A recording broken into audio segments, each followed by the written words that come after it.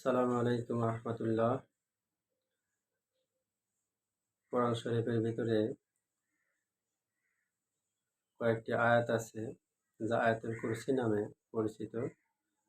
প্রত্যেকটা ফরজ নামাজের পরে যদি কেউ আয়াতুল কুরসি পড়ে তাহলে তার জন্য জান্নাতে যাওয়ার জন্য মৃত্যুটাই বাকি থাকবে, অর্থাৎ মৃত্যু হওয়ার সাথে সাথে সে জান্নাতে প্রবেশ করবে। চলুন তাহলে আমরা আয়াতুল কুরসিটা শিখে নিই। أعوذ بالله من الشيطان الرجيم.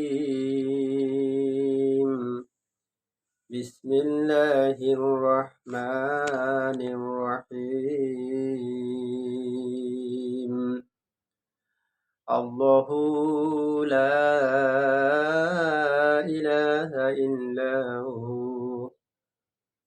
الحي القيوم لا تأخذه سنة ولا نوم له ما في السماوات وما في الأرض من ذا الذي يشفع عنده إلا بإذنه يعلم ما بين أيديهم وما خلفهم ولا يحيطون بشيء من علمه إلا بما شاء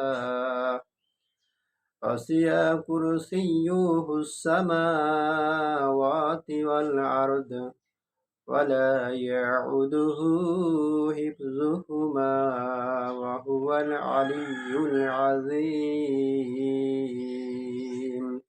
صدق الله المولانا العظيم.